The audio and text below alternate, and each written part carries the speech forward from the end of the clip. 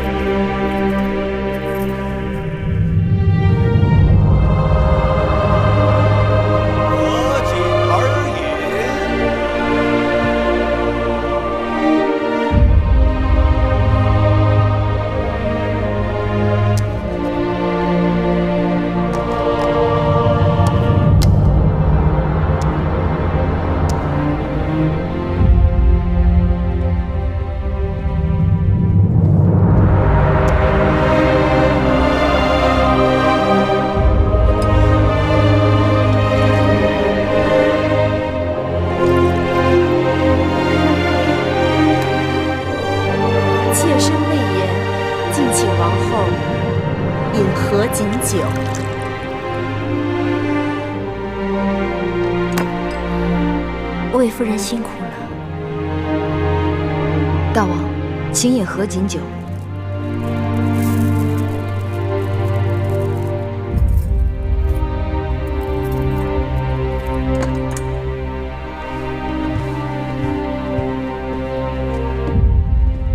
礼毕。恭贺大王皇后。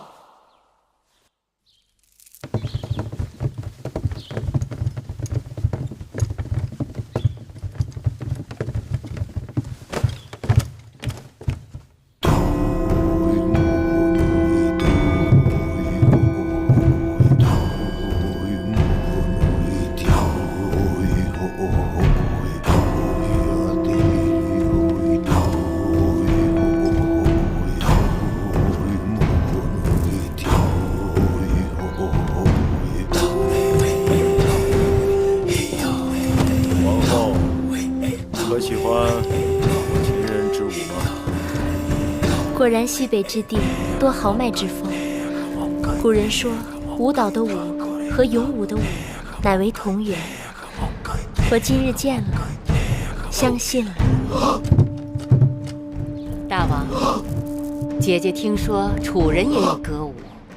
寡人曾在郢都的祭祀大典上得以观赏，甚为优美。祭祀大典。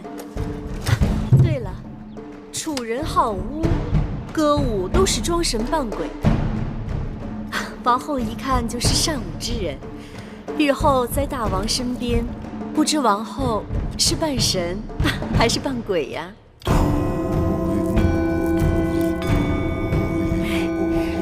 据我所知，秦人也是敬重鬼神的。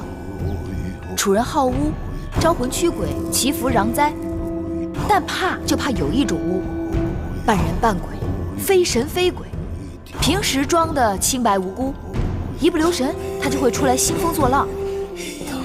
魏夫人在秦宫多年，定见过这种巫吧？你越这么说，妾身可就摸不着头脑了。魏夫人聪明，慢慢想就知道啦。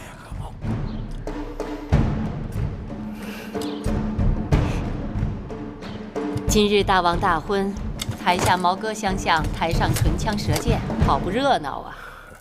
让姐姐看笑话了。秦人好武，只要不要把这比武变成比武就行。芈月只是想告诉大王，其实楚人与秦人一样善歌舞。秦国有武士之舞，楚国有女妓之蹈。既然殿上已经有了武士之舞，那就望大王允许，请楚女献上楚国的山鬼之舞。准。献山鬼之舞。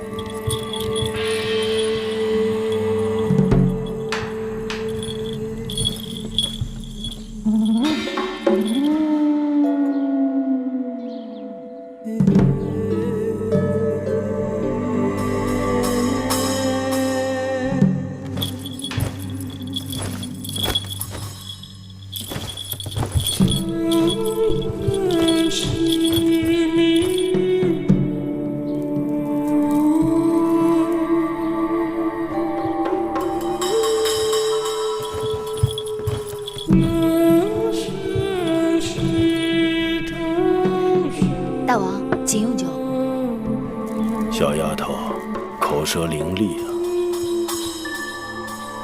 是，大王。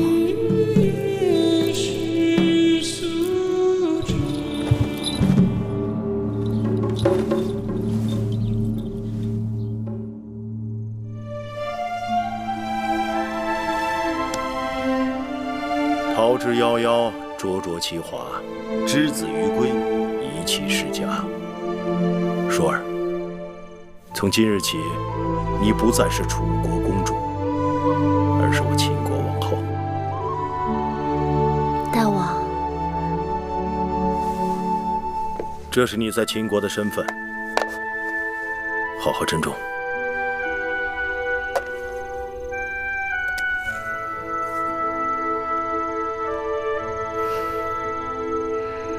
大王恕罪，除了这玉玺，臣妾还有一物，看得更为珍重。是什么？是大王对臣妾的真心。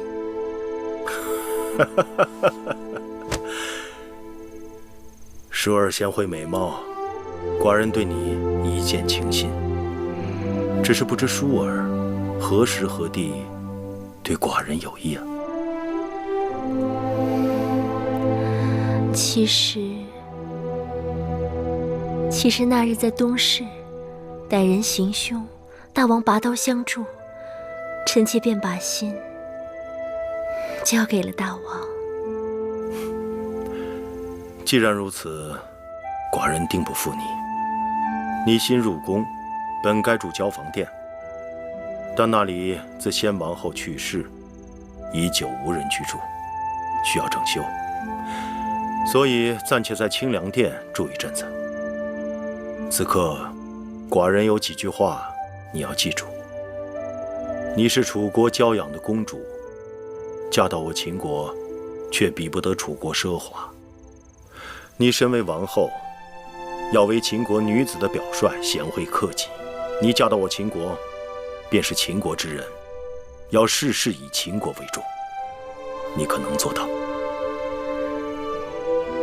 夫君对我信任予以重，我以重任，舒儿一定照夫君说的话去做。你刚到宫中，若有委屈，尽管告诉寡人，寡人定当为你做主。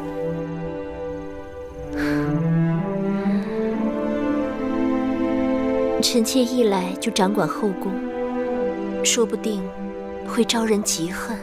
臣妾寡人最讨厌后宫妇人之间那些小肚鸡肠、狐媚妖宠、勾心斗角的事情。我的舒儿高雅脱俗，定不会像他们那些人一样，让他们知难而退就行了。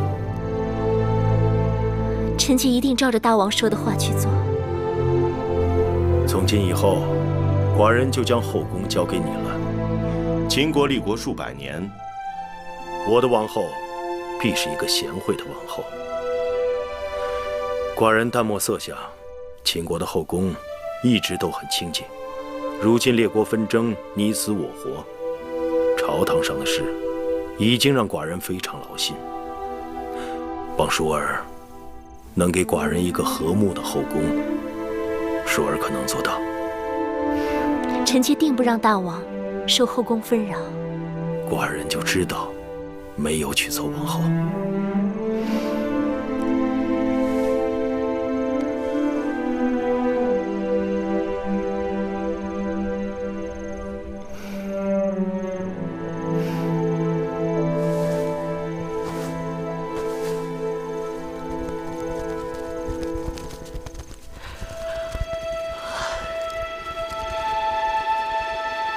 芈月妹妹，咱们三个人这一夜就这么守着吗？嘘。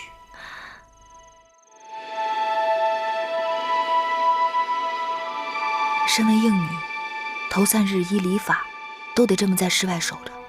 反正就这3日，3日之后就由玳瑁、珍珠等贴身侍女打理了。忍忍吧。要不然咱们轮班吧，一个人先靠着板壁打个盹儿，另一个就守着，等到下半夜，咱们再换。好啊，那孟昭姐姐和芈月妹妹守前半夜，我守后半夜，如何？不用了，这前半夜都快过去了，景妹妹也没休息多久，就由你和芈月妹妹来守上半夜，下半夜由我来守吧。谁看不出你的心思？应女陪嫁守夜，不过是为着夫君兴致来了，可以随时释放。上半夜大王必是和王后欢好，到了下半夜，谁守夜谁得便宜。我看你就省省吧，咱们打个赌，这一夜我们3个都白守。大王是不会叫任何一个人进去服侍的。那可不一定。你说这话真不知羞耻。你才不知羞耻呢！我只是堂堂正正把话说出来了，可不像有些人明明心里想要，却口不应心。哎，行了行了，既然你们都想守下半夜，那我来守上半夜，你们先歇息吧。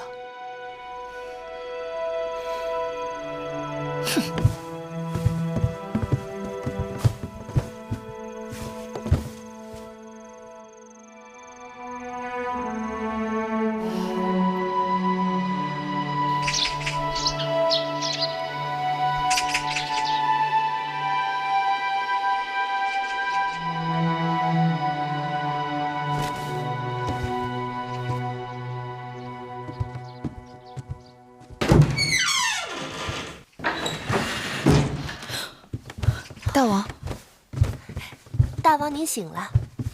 王后还在睡觉，别吵醒她。大王可要更衣洗漱？奴婢这就去叫人。不必了。母监，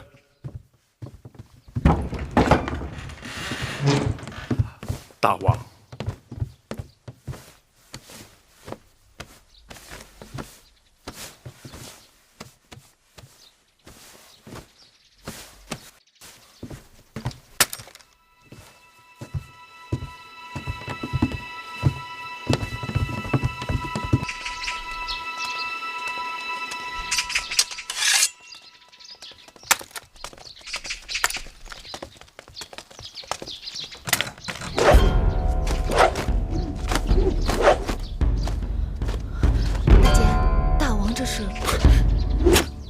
大王历来是4更习武，5更上阵。可这是大王大婚呢。芈月有所不知，大王又不是第一次大婚，过去也是这样。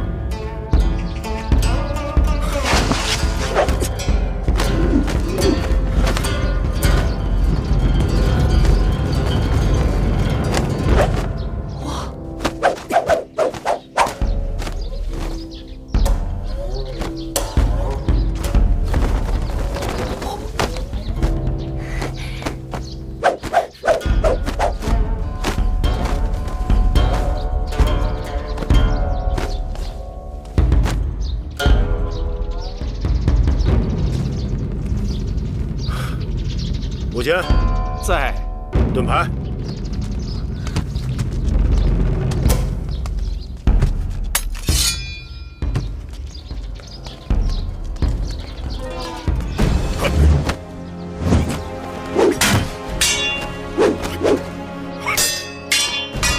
没想到大监也有这么好的身手。师傅跟着大王生活多年，每日陪着大王习武，这么多年下来，多少也没有些功底。长年累月陪大王习武，真是不易。一年四季风雨无阻，倒也行。哎，可眼下是夏季，若是到了冬季刮风下雪，4更起来，你们就更难了。这大王都不难，我们做下人的有何之难呢？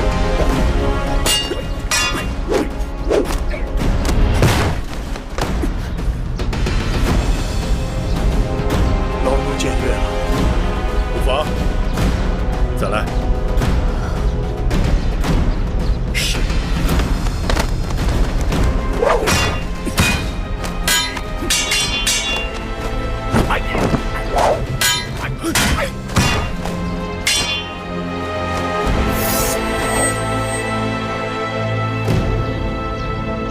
大王，母监更衣。是。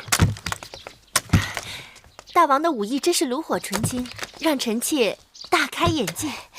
大王真是有万夫不当之勇，静如处子，勇如猛虎。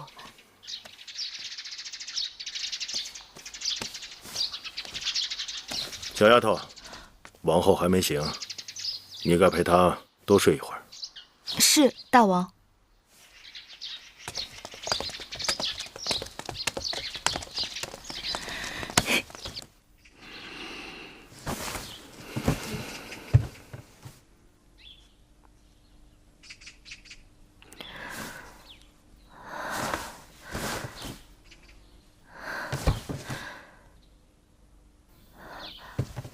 月儿，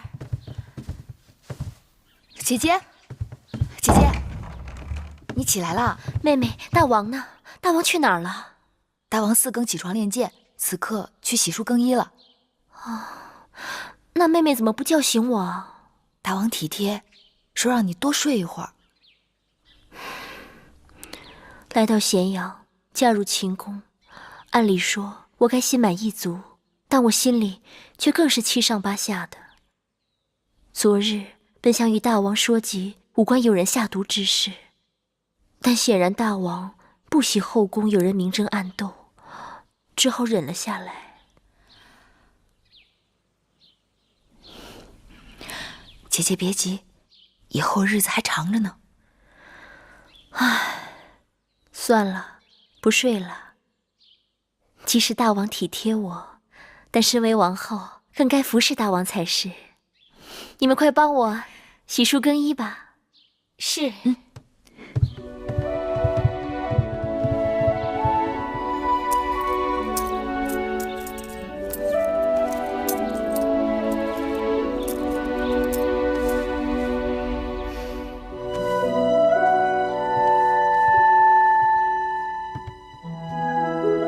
大王，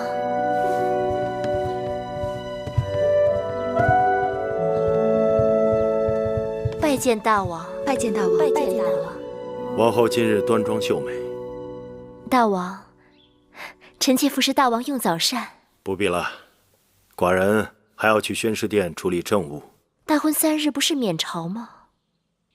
寡人只是去处理政务，午时会与你一同用膳，之后要去宗庙祭祖，过1日还要在后宫接受朝贺。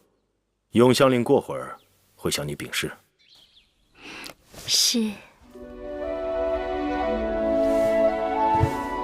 香儿、慧儿，拜见芈月。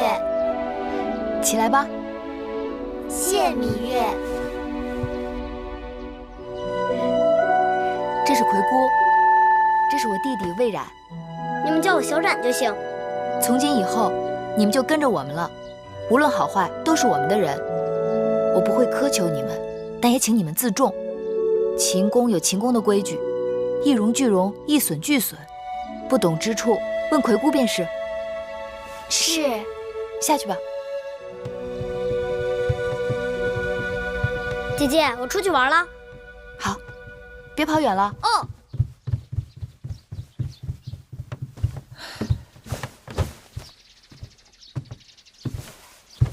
葵姑心里一定怪我。从楚国陪嫁过来的侍女还有不少，为何专挑这2个少不更事的来做贴身丫头？这次进秦宫，你定要选这个最偏远的小院子住。我由着你，你自小在宫里吃苦，不习惯人伺候，我也觉得人多口杂，手下够指派的就行。但这里是宫廷，你是楚国公主，身边人总该伶俐管用些。伶俐管用自然是好，忠厚老实更重要。年龄大的侍女都是被调教过的，这楚宫里面尔虞我诈，大约学会了不少。所以我挑人，只要一条，就是心里头干净。做事情拙，我可以教他，但做人拙，你是教不好的。说是朝贺新王后，但魏夫人他们肯定是有备而来。妹妹查了查，这前朝后宫简直就是魏国人的天下。魏夫人是先王后的妹妹，魏少氏又是魏夫人的族妹，大王的长子公子嬴华是魏夫人的独子，连那大良造公孙衍也是魏国人。妹妹，快把那些有封号的嫔妃都跟我说说。听说大王素不好色，宫中嫔妃不是先公所赐，就是与先王后大婚时的应女和各国送的美人。唐夫人资历最老，大王少年时就跟着大王了。大王登基之前与魏国联姻，魏夫人随着先王后嫁到了秦国。大王登基后不久，魏王又把樊少使和魏少使送给了大王。另外，魏良人、国美人分别是东周公和西周公所送，除了病故的和犯了宫规被夺了位分的，宫中有封号的也就这些了。外人都传，眼下大王最宠爱的是樊少使和魏少使。樊少使也是刚刚有了身孕。这些人之中，也不知道他们对我们都是什么心思。眼下不管他们千条妙计，姐姐只守一定之规。赏赐的东西我有准备，姑姑，去把那东西拿来。是。珍珠，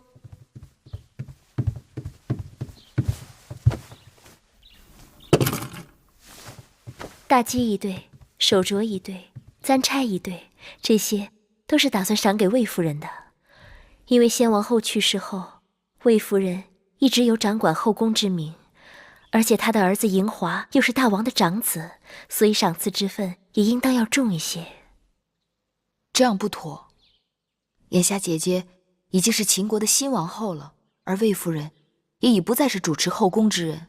她的东西若是比别人多，定会让人猜测姐姐对她有所倚重，更是有所畏惧。依我看，她的东西应当与别人一样，这样让仰仗她的那些人知道，如今后宫的主人已不再是魏夫人，同时可以让众人知晓，新王后对大家一视同仁。就照你说的办。珍珠，按照赏赐的人数到我的嫁妆中挑选出来，一人一份，全都一样。是。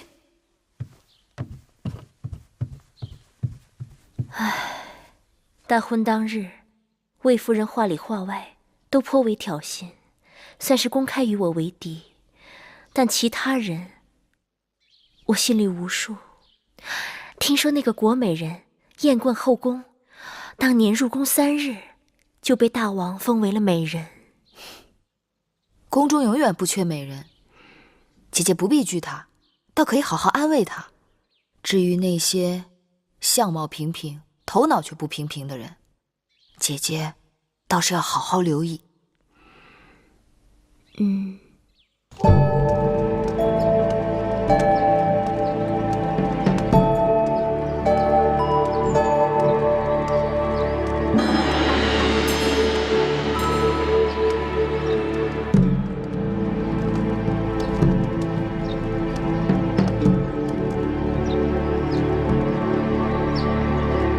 臣妾拜见新王后。各位姐姐免礼。谢王后。臣妾恭迎新王后入殿。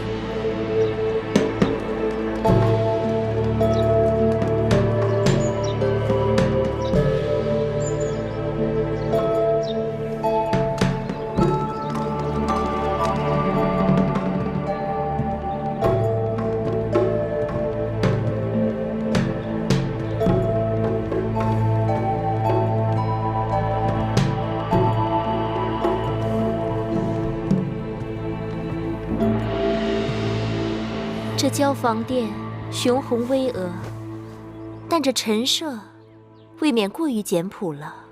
这殿里的一草一木都是当年我姐姐先王后亲手安顿的。我姐姐就是先王后去了以后，这里的一切都是按照她在世时的摆设，丝毫没有改变。就连每日熏的香都是她最喜欢的千蕊香。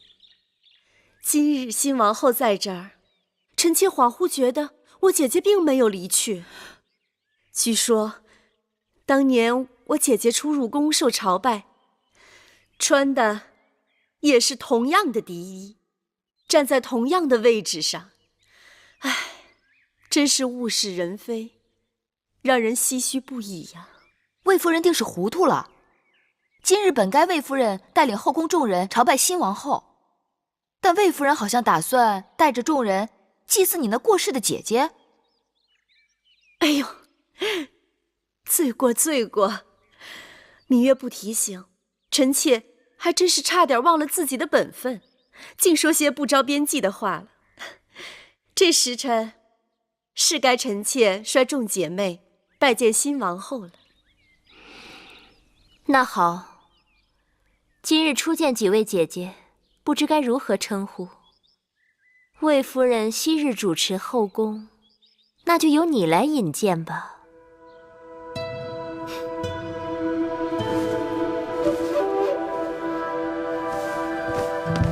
臣妾魏氏拜见王后。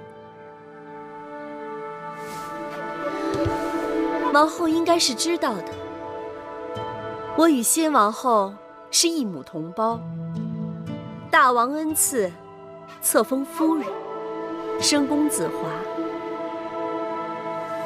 这位是唐夫人，在后宫之中，唐夫人的资历最高。唐夫人是唐国之后，公子焕之母。大王还是太子的时候，就已经开始服侍大王了。拜见王后。唐夫人免礼。谢王后。这是魏良人。拜见王后。免礼。早就听说魏良人才华昭昭，多谢王后。王后，这是国美人。拜见王后。免礼。谢王后。我知道国美人，美艳倾国。王后谬赞。这位是樊氏，魏国人，封少氏。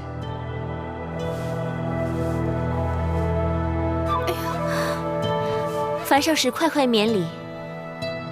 你既然有身孕，从今以后见到我，不必再那么多繁文缛节的。谢王后。这位是我的族妹，魏少使。拜见王后。免礼。谢王后。魏国果然出美人。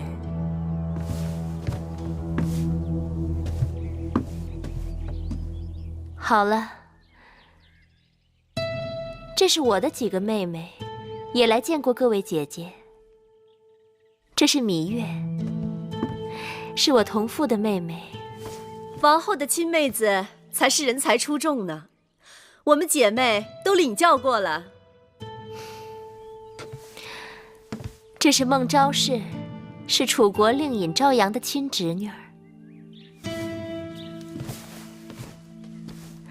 这是景氏，她的族兄就是景差。景差善赋，列国皆知。玳瑁姑姑，把东西端上来。是。今日与众姐妹初次见面，美人姬钗一对，镯子一对，簪耳一副，锦缎2匹，诸公子书简1卷，笔墨刀砚1副。谢王后。谢王后赏赐。只是魏夫人和我们众姐妹的赏赐一样多，实在是不妥。有何不妥？王后初来乍到，恐怕不太清楚这其中的缘由。魏夫人主持后宫多年，不管是先王后在世时，还是大王平日里赏赐，魏姐姐都和我们众姐妹绝非一样。那照着魏少使的心思，这赏赐的该多了还是该少了？这多少当然是由大王和王后随意。这话就对了，多与少都是大王和王后随意，而不是别人讨要的。所以，今日的见面礼没什么不妥的。王后与众姐妹寒暄多时，一定口渴了。来人，敬茶。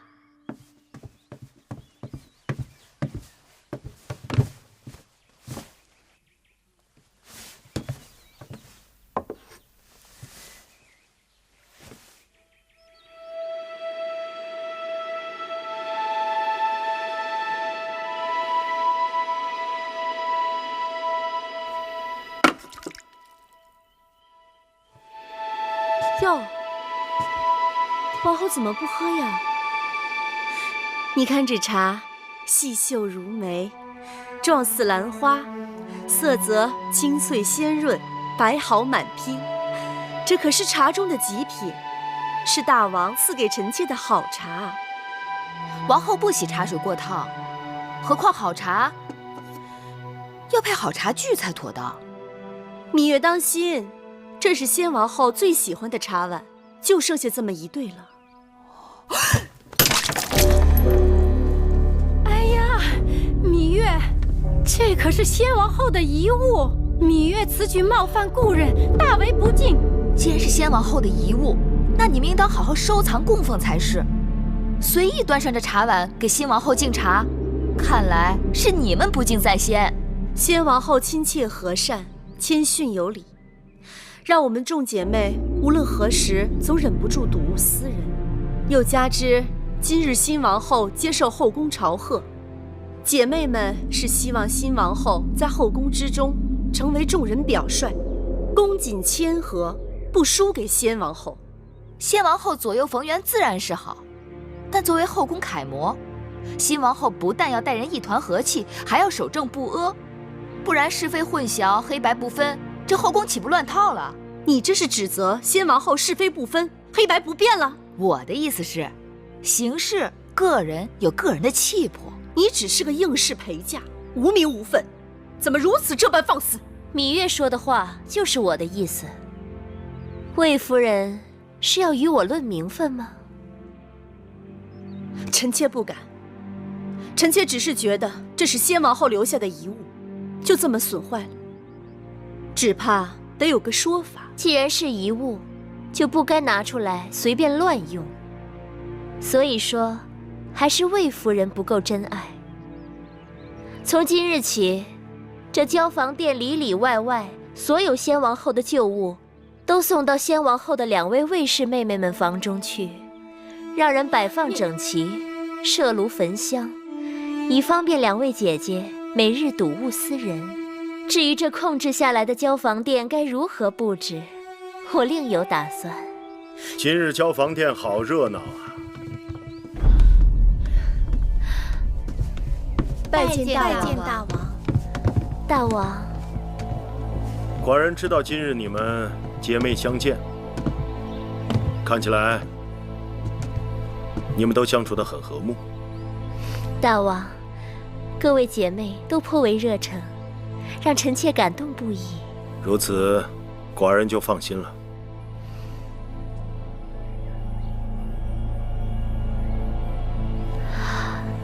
大王，2位卫士姐姐向臣妾述说了他们对先王后的思念之情，臣妾想请大王恩准，将这交房殿先王后所遗留下来的东西，都赐给2位姐姐保管。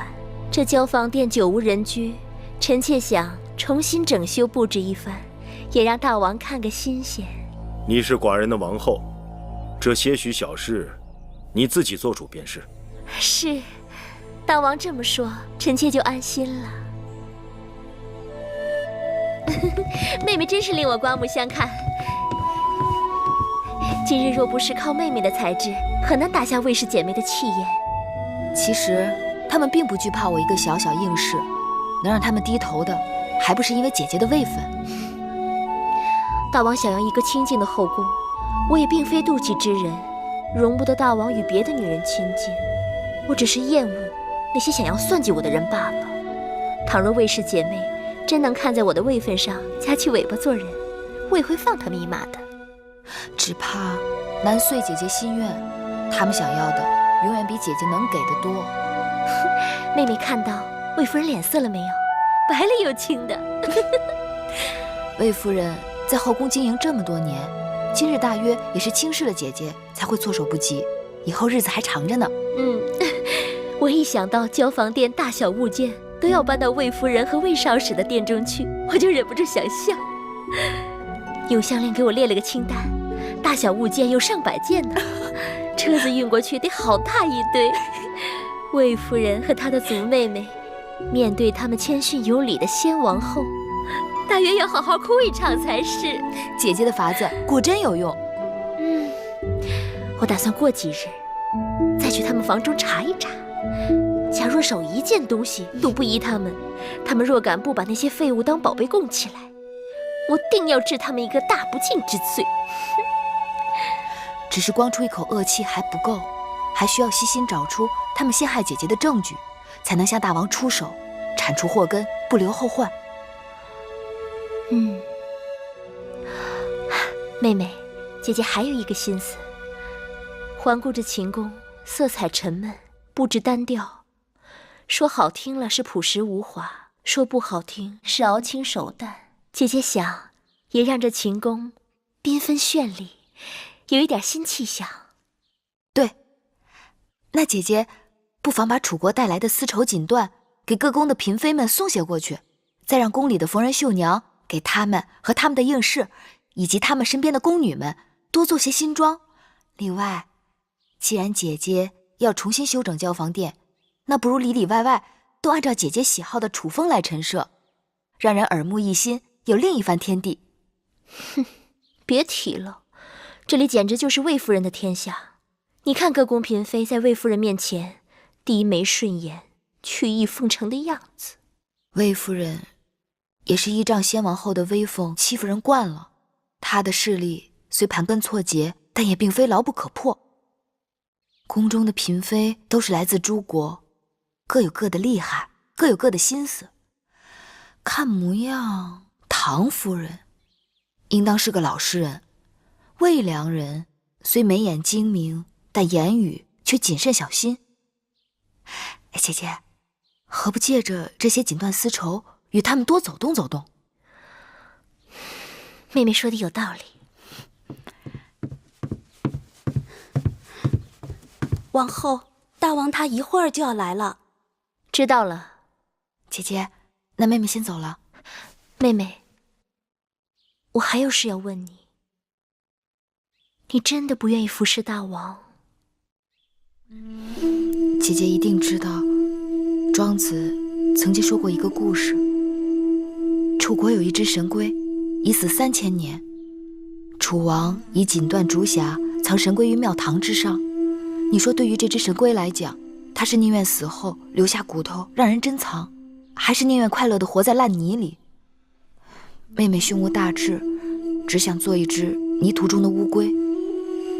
望姐姐允许，3年之后，让我带着葵姑和小冉离开秦宫。人各有志，不可勉强。只是妹妹明珠暗投了。姐姐快些梳洗打扮吧，我先告退了。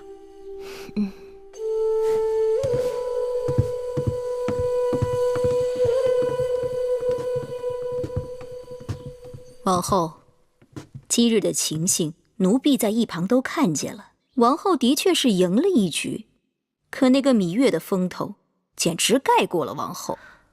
你也该看到了，当时除了月儿，无人能帮我。月儿不争宠，不要名分，你还要她如何？奴婢多嘴了，王后息怒。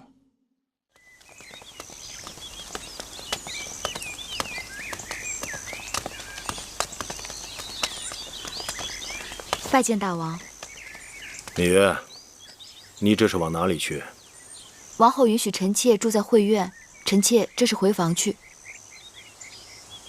住得那么远，方便吗？臣妾自小喜欢清静，若离永巷太近，会觉得不自在。这次寡人见你，似乎拘束了很多。第一次见面时的那个小野丫头，上哪里去了？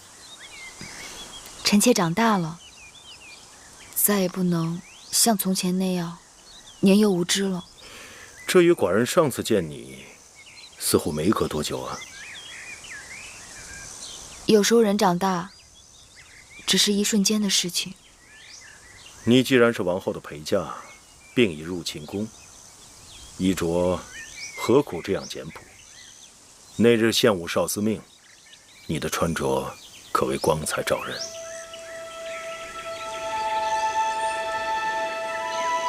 大王该知，士为知己者死，女为悦己者容。皇公子虽不幸故去，但秦国还有许多好男儿。世上悦己容易，可知己难。说的也有道理。大王请。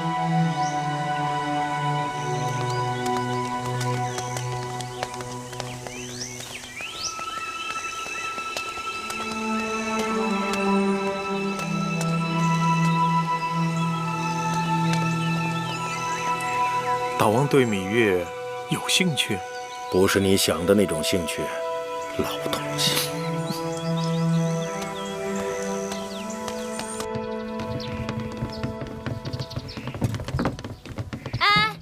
别再往正殿里搬了，店里都已经放不下了。那放哪里啊？这些都是什么东西？拿去当劈柴烧都没人要。大王的旨意，凡是先王后遗留下来的物品，都要由魏夫人和魏少使小心保管。哎，你不必跟他说了，他也是听差办事。去吧，放到偏殿的库房里。是，都搬到库房里去。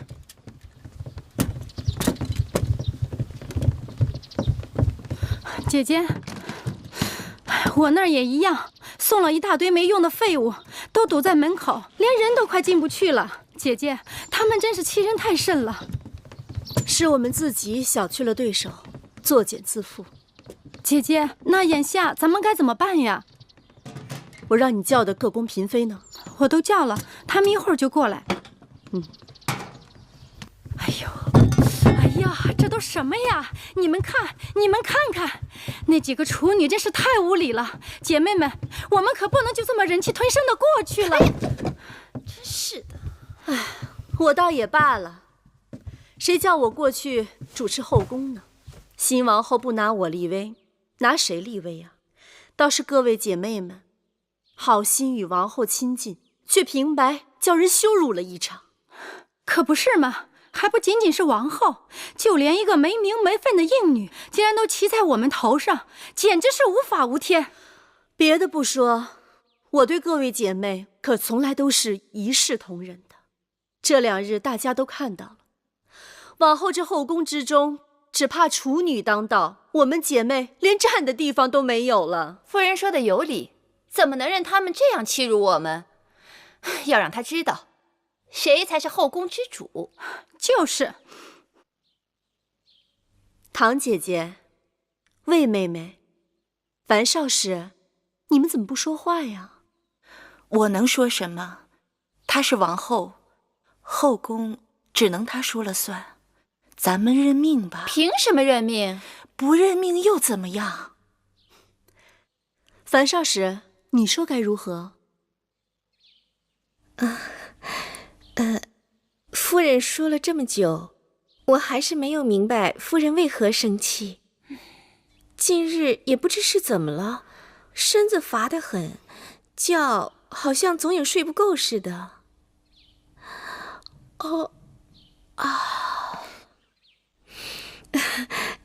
各位姐姐笑话了。此刻我只想顺顺当当的把这孩子给生下来，以后也好有个依靠。至于这件事怎么办呢？夫人说如何，那就如何吧。樊少使真是娇贵的出奇呀，肚子里有喜，这是好事。人怎么却因此变得糊涂了呢？魏夫人不怪罪就好了。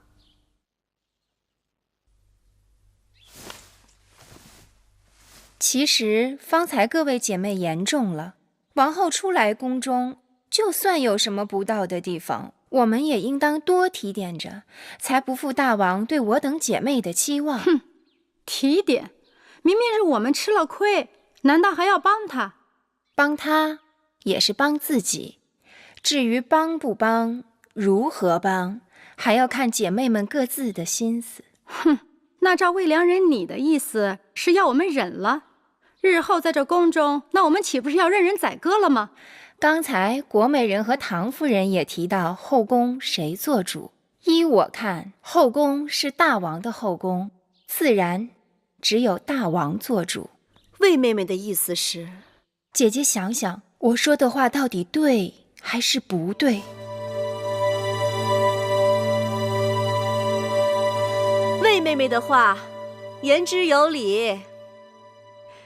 来，给各位姐妹上茶。是。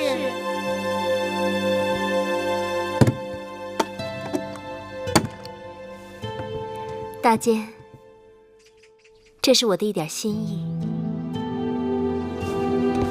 老奴无功受禄，实在是不敢当。大监客气了，您是大王身边的老人，照应大王多年，当然有功。那老奴就不客气了。我请您来，一是因为我从楚国带来了上好的茶叶，请您品一品。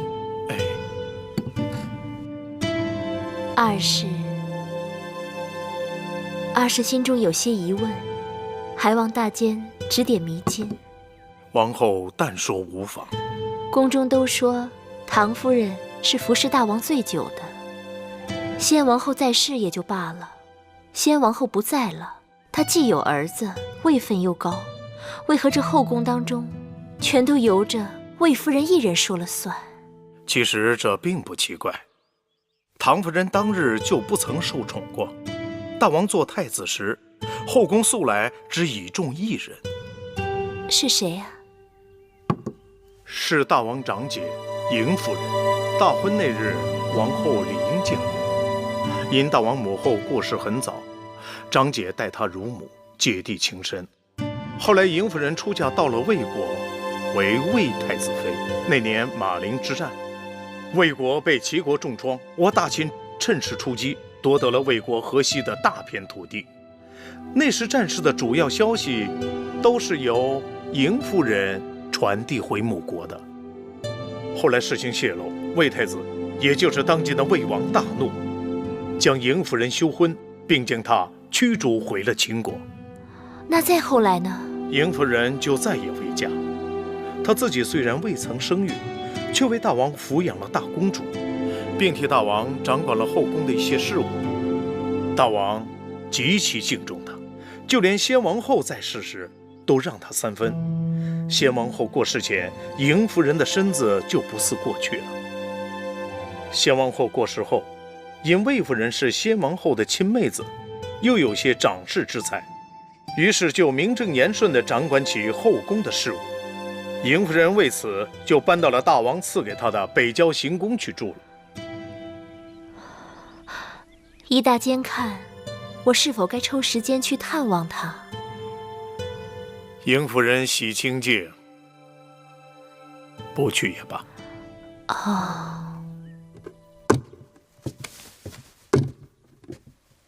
夫人，雍大人来了。哦，让他进来吧。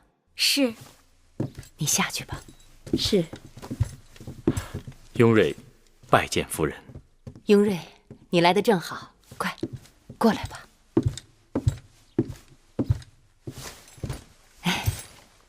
雍瑞，今年呀，我这梨子结得特别的好，一咬一口甜水儿，就是不耐放。我这正想着挑点大的给你送过去呢，你就来了。夫人，前一阵子大王大婚，宫里的事情实在是太多，我惦记着你，却又抽不出身来。你若是再不来呀，我真的要恼你了。所以夫人才要送礼给我。即便送离，那也离不了。哎，洗洗再吃啊。雍瑞，有负夫人。有你一日，我便高兴。你何苦要说这些呀？那新王后仿佛很得大王的欢心啊。新王后端庄温婉，不过我倒更看好她那个妹妹芈月。芈月，想起来了，大王大婚我见过的，那是个口齿伶俐的丫头。确实。魏夫人特地把我叫回来，定是有话要说。魏妹妹向来都是最聪明的，今后何去何从，还请妹妹帮姐姐拿个主意。姐姐这是做什么？你明明已处于不败之地，何须我来拿主意？妹妹不必多礼。妹妹，你此话怎讲？我说姐姐舍本逐末，跟那些黄毛丫头置什么嫌弃？她能盖过您的，无非就是名分。您若是能在名分上争回来，这后宫您说一句，强过她说100句。你这是什么意思？姐姐若能尽早将公子华立为太子，这后宫您还用争什么？不错，大王一向宠爱华儿。我若是姐姐，这时候就多听多看，静观其变才是最好的选择。可是大王明察秋毫，姐姐久掌公务，平平安安，从无差错。而新王后初入宫中，若有什么差池，大王以后会更看重谁？可是我就是咽不下这口气。大王要的是后宫风平浪静，谁扰了大王清静，大王就会嫌弃谁。姐姐真要对付他们，倒不如让他们以为姐姐甘心服输。老虎也有打瞌睡的时候。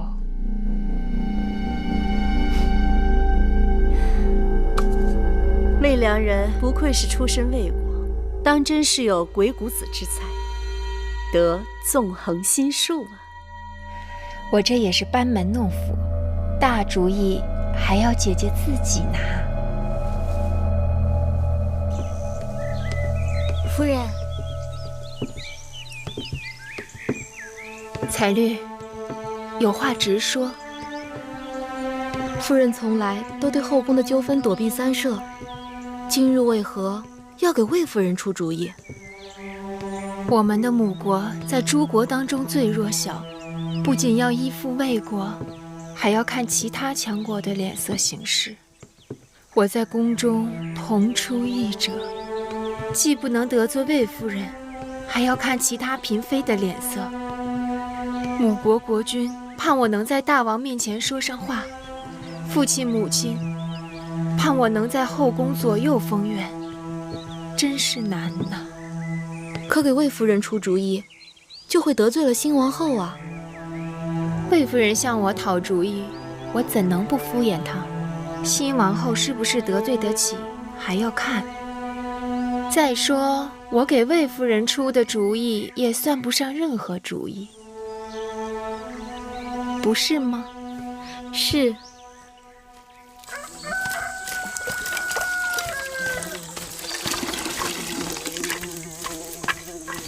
老婆子，哎，公子今日如何呀？好多了，喝了碗粥，也能起来走动了。哦，多给咱弄点蜂蜜水，那东西养人。哎，啊。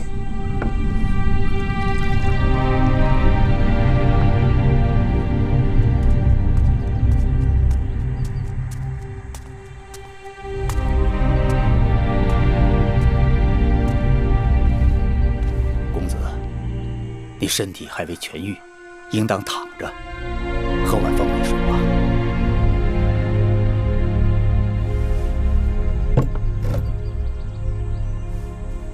啊，老伯，我在你这里已经住了多日了，请你告知我的伤到底怎么样？公子命大，虽然受了伤，但不致命。那我是如何伤的？在秦国的时候，我在河边遇到了你，你一身是血，身上有伤。后来啊，我把你背回了家，替你疗伤。我们养蜂人居无定所，我就带你到了这儿。那这是哪？这是魏国呀。魏国。哎，这兵荒马乱的，幸亏那日啊，你遇上了我，不然你早被野狼撕巴着吃了。老伯说在秦国救了我，那我应该是秦人。那我是谁呢？我姓谁名谁？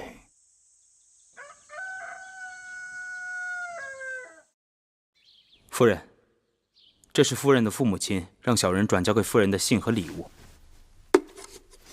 小人送信已回，呈交通关符节。父亲母亲的身体可好？母国国君有何吩咐？两位贵人一切都好，只是念着夫人，如今列国多事，国君望夫人能够为母国多多周旋出力。我知道了。夫人，芈月来了。你们先下去吧。小人告退。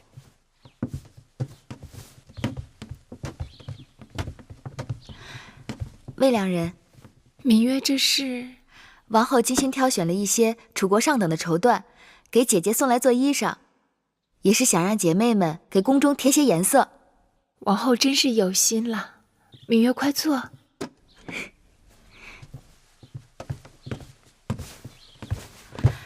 方才离去的可是魏良人的家乡人。母国来了信使，带来了父母亲的信。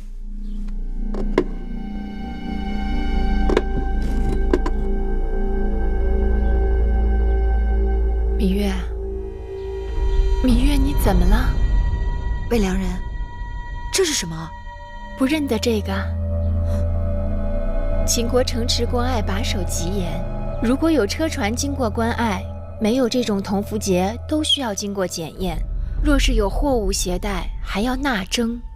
后宫嫔妃来自各国，自然与母国有礼物往来，所以大王特赐我们每人1枚铜符节，以便出入关卡。这么说，后宫嫔妃手中每个人都有这铜符节了？低阶的嫔妃和应妾是没有的，原来只有魏夫人、唐夫人、国美人还有我的手中有。去年大王分别给了魏少使和樊少使各1枚，如今王后手中应该也有1枚。有什么区别吗？芈月为何对此如此关心？我曾在义渠见过这符节。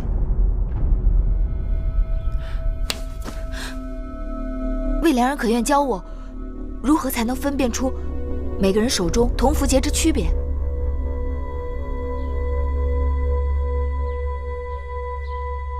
把符节给我。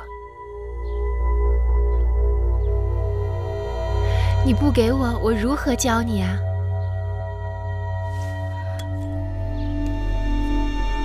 芈月，看清楚了吗？这个位置是一个魏字，是国名。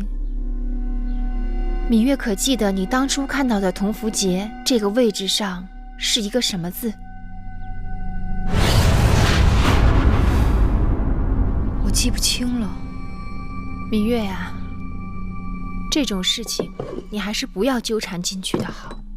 为什么？这宫里是是非非，稍有不慎就会给自己和身边的人招来祸患。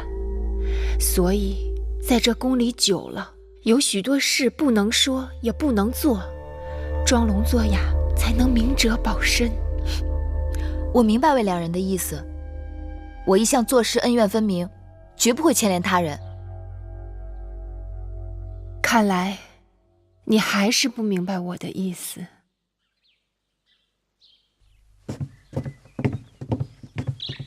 姐姐，大王有没有给过你一枚铜符节？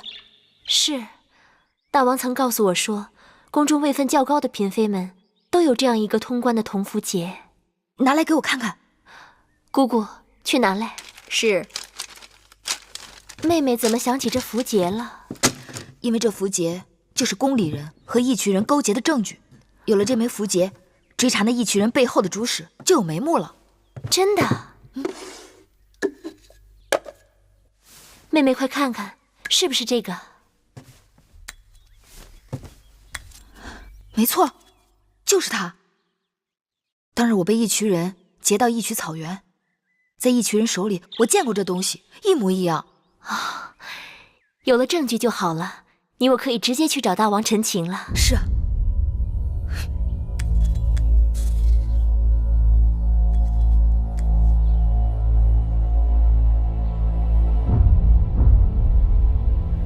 既然你看到了那枚符节，你可有看清楚了符节上的字迹吗？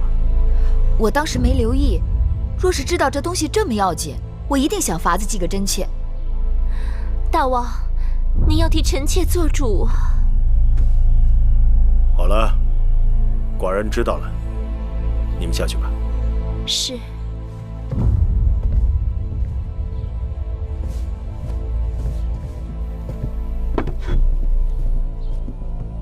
义渠人手里竟然会有我大秦通关的符节，倒真让寡人心惊。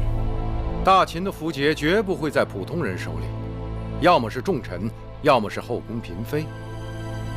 王后他们怀疑有人勾结义渠人伏击车队是有道理的，但是这种事情铤而走险是要冒极大风险的，除非那人立令智昏了。新王后若出事，对谁最有好处？你们都下去吧。是。说。魏夫人，若是没有新王后，她是有可能被扶正的。魏夫人就算有此心思，也没这手段。那会不会是大良造？当初他就竭力反对与楚国联姻，这些年他又与魏夫人走得很近。魏夫人和大良造都是魏国人，他们两人在魏国就相识，平日来往密切，也有道理。大王，公孙衍身为大良造，权倾朝野，手中的权力几乎与商君无异。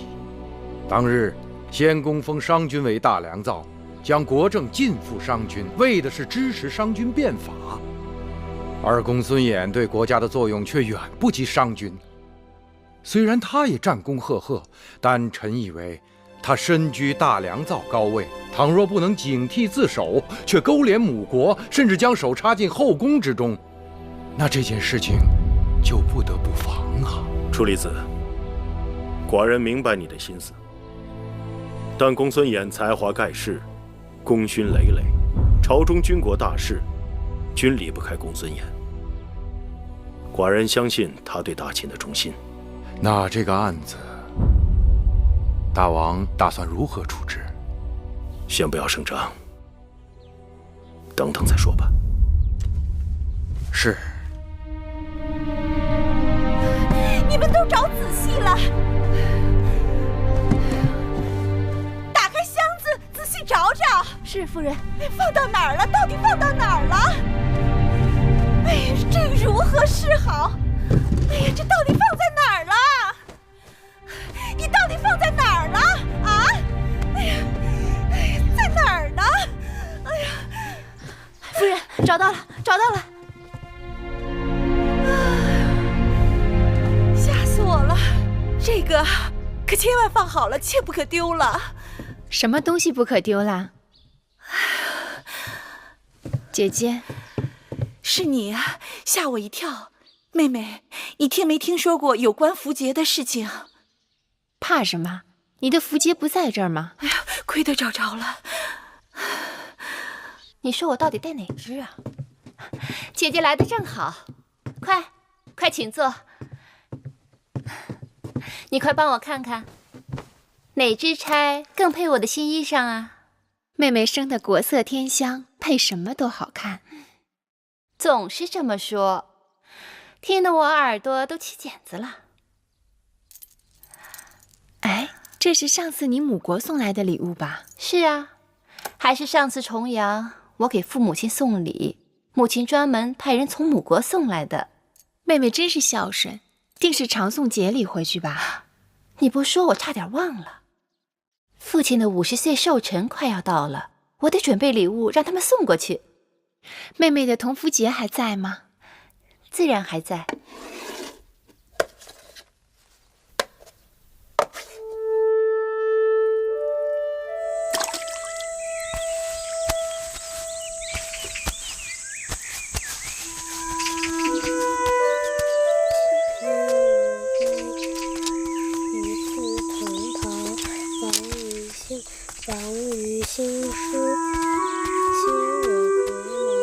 背到哪儿了？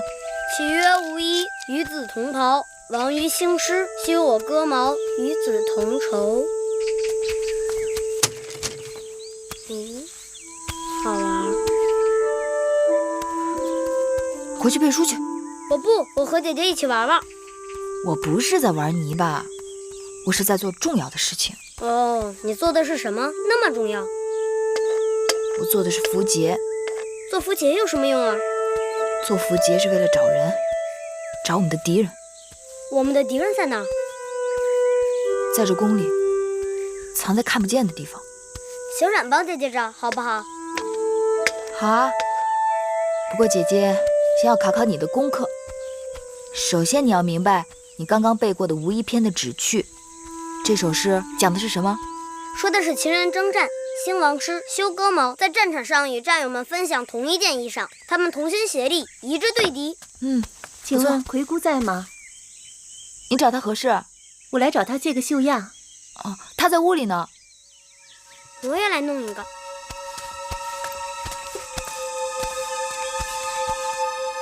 什么？符节？是啊，姐姐，妹妹刚才听下面人说，芈月正在会院里做符节。她还没完没了了。姐姐，她拿泥巴做符节什么意思？估计她是想用这种方法回忆起符节上写的什么字。姐姐，那可怎么办呢？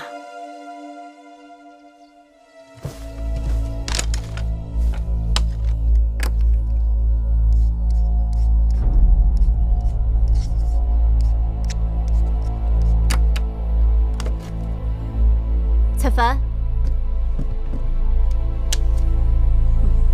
奴婢这就去办，速去速回。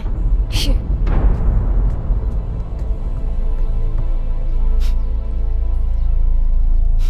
姐姐，你笑什么呀？你刚才跟我说，芈月她偷做符节。是啊，偷做符节这事儿，说大可大，说小可小，这可是个机会。姐姐的意思是？我美人不是让你去她那儿看她新做的衣裳吗？是啊，你何不即刻就去？妹妹明白。魏良人，大监。魏良人近日很忙啊。大监也没闲着。年纪大了，赶不上年轻的时候耳目那么灵光了。大监说笑了，这宫里的哪件事儿能瞒过大监的眼睛？哦，那魏良人倒要跟老奴说说一两件了。大监定是知道，宫里这些日不少人为那同福节睡不着觉呢。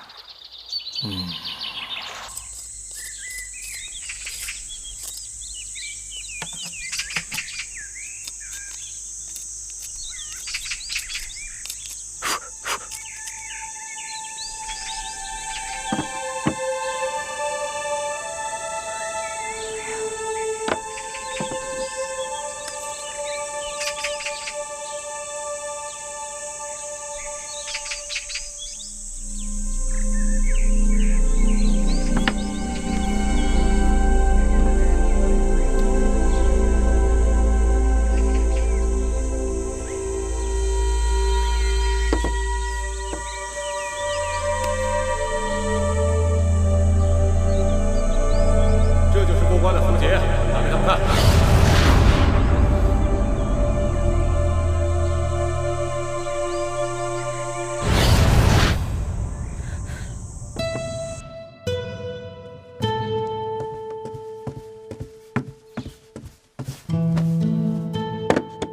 王后，你都绣了一上午了，还是喝点热汤，吃点点心，歇歇吧。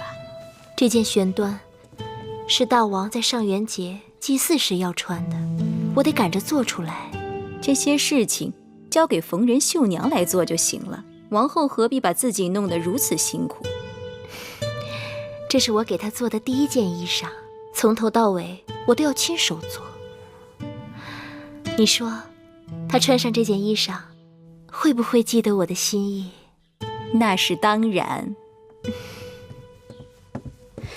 王后，什么事啊？国美人来了。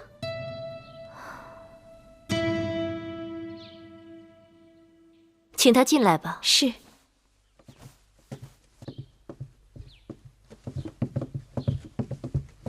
拜见王后。不必多礼。珍珠，赐座。是。不必了，王后。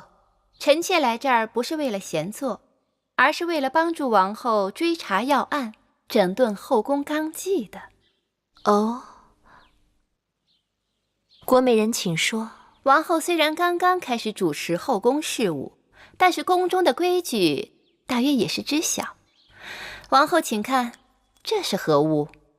这是出入秦国城池和关隘的符节，进宫后大王也给了我一枚。那王后一定明白，朝廷符节在秦国宫中是顶要紧的东西，私自授受他人，便是砍头之罪。当然，若有人私自制造符节呢？那是大逆不道，形同谋反，要受车裂之刑。但臣妾听说，竟然有人在宫中偷偷制造符节。王后难道不该秉公查处，查获此人，并告知大王，严惩不贷？私作符节，此事重大，你可有证据？臣妾若没有证据，怎敢轻易登王后的门槛呢？那你拿证据来给我看一看。若要看证据，只好委屈王后跟臣妾走一趟了。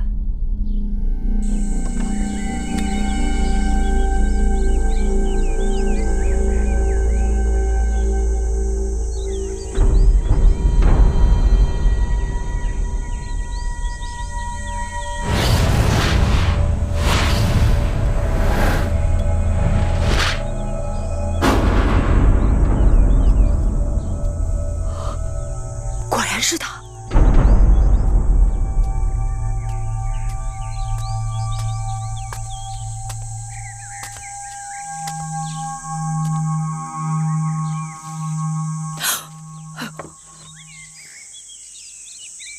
大监，能否告诉我，这是何物？这是符节。符节？符节是干什么用的？符节是君王所铸，赐于近臣，过关隘可免业免征。依老奴看，您用这些泥巴捏的东西，非猪非羊，十分丑陋，怎么能说它是符节呢？当真是符节，只不过朝廷的符节是金铜所铸，我这是泥捏的，是用来找人的。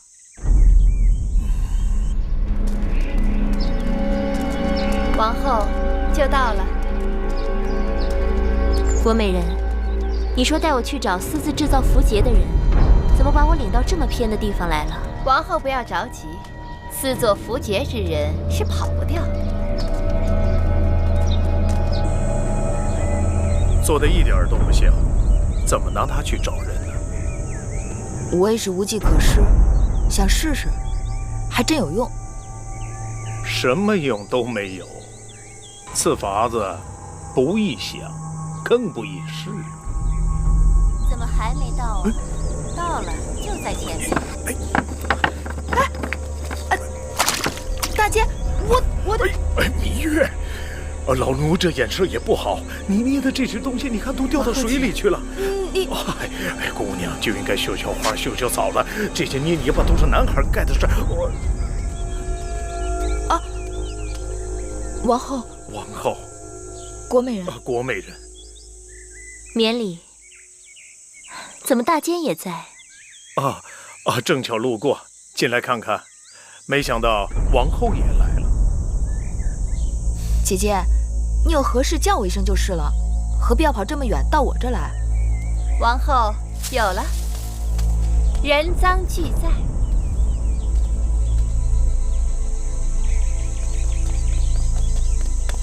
这是我画的小鸭子，你别把它捏坏了。这怎么回事？什么怎么回事？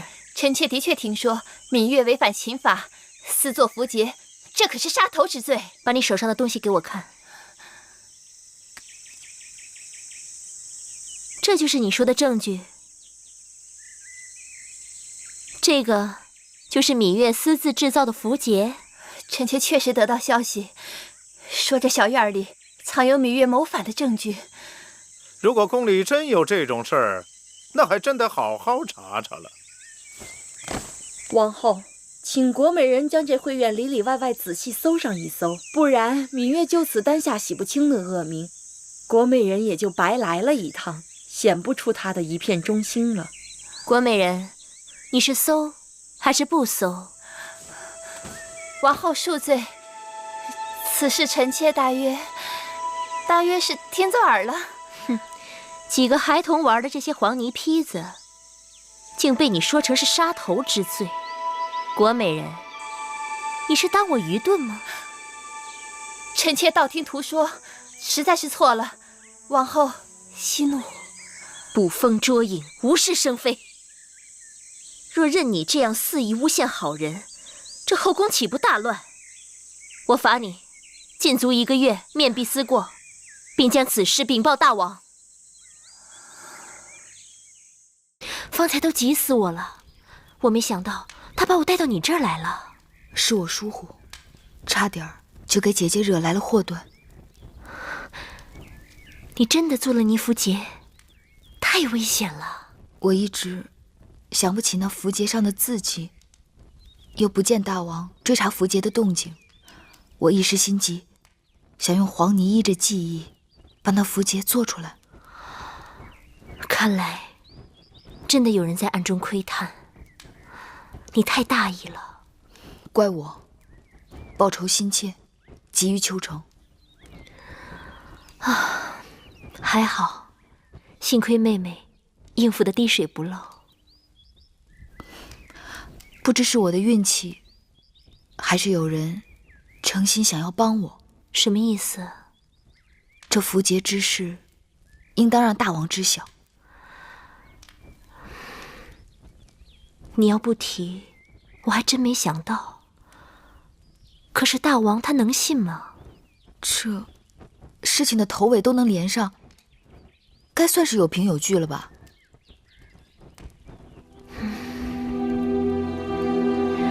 要不你去与大王说吧，我还是不要去说了，免得大王多心。好。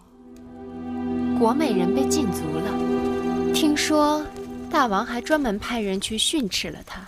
这回他可是没逮着狐狸，反惹一身骚。哼！这次算芈月他们运气好，碰到国美人这么个缺心少肺的。下次若犯到我手里，定不会让他们那么轻易逃掉。也不知是谁给国美人通的风声，不然他心思比麻绳还粗的一个人，怎么会留意到别人屋檐下的闲事？那也只能怪芈月仗着自己是王后的心腹，行事太过张扬。夫人，怎么说？你下去吧。是。姐姐，这是？一封家书而已。姐姐近日收到家书，总是心情沉郁，难道是家中有事？父母年老多病，收到家书，难免会有些伤感。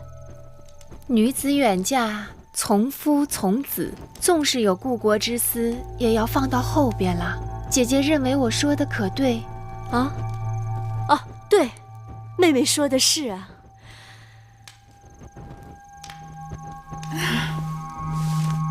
天色不早了，妹妹先回去了，你们也早些歇息。妹妹慢走，姐姐慢走。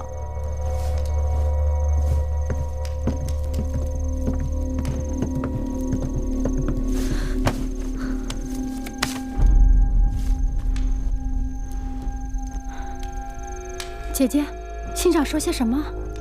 他说他会尽快将这符节归还于我，即使有什么差池，他也早有万全之策。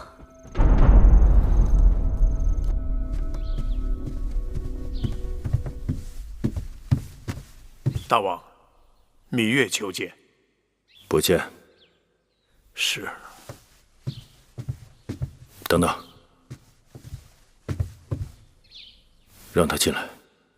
是。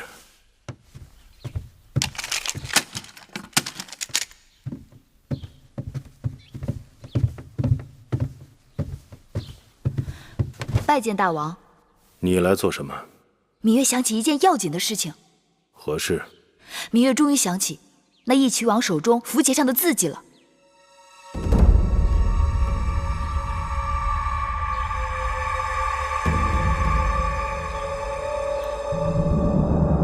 大王不想知道那是个什么字吗？何字？芈月用了些方法，终于想起，那是个魏国的魏字。大王，此事重大，该立即寻根究底，找出那背后作怪之人。芈月，这些天你已把后宫搅得天翻地覆，寡人睁一只眼闭一只眼由你去了，你却不识时务，不知进退，一味胡闹。你从义渠草原回来已有大半年之久，突然信誓旦旦地说你曾见到义渠王手中有个符节，又突然说那符节上刻有一个魏字。你记性好，为何当初从未提起过符节？现在想起来再说，谁知是不是心悸多梦，梦中生幻？寡人最恨后宫无事生非。我问你，是不是王后让你来的？不是，王后并不知晓。王后还算有分寸。大王若不信，何不在后宫核查嫔妃们手中的符节，那便可水落石出了。大胆！一个小丫头在寡人的大殿里胡言乱语，干涉朝政。母亲，在，还不给寡人把她撵出去？是。芈月，走，出去！快走了，快走，快走。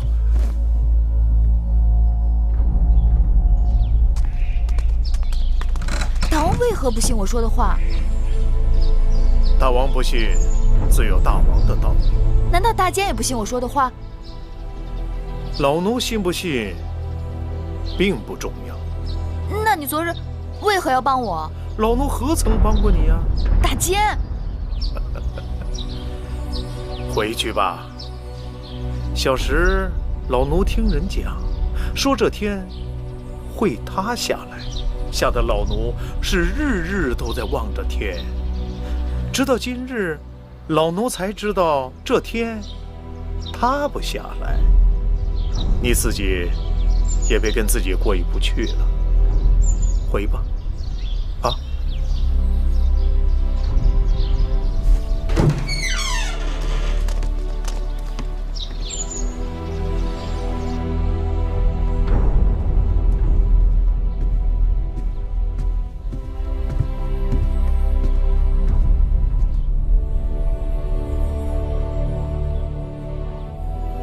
大王，那小丫头脾气太倔强了。大王放心，在宫里多打磨几年就好了。寡人怕她不知进退，闯出祸来。以后你要多盯着点。是。哼，大王竟然不信我说的话。大王最恨后宫有人多事。这哪里是后宫的事？这明明关系到大秦的安危。既然大王都已经发脾气了，此事还是先放一放吧，免得因小失大。大王发了脾气又如何？我又不需要他的宠幸，更不图他的恩惠。等有一日我抓到仇人，我即刻出宫。妹妹可以说走就走，姐姐怎么办？幸亏妹妹告诉大王，此事与我无关，不然大王说不定会疑心是我在背后惹是生非、兴风作浪呢。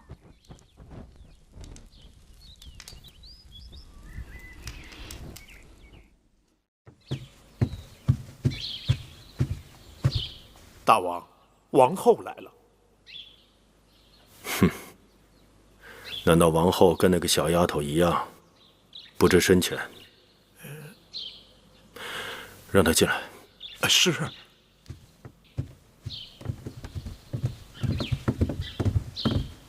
臣妾拜见大王。王后来此有何事啊？臣妾让从楚国来的乐伎们新排练了几支歌舞，想请大王闲暇时去清凉殿坐坐，换换心情。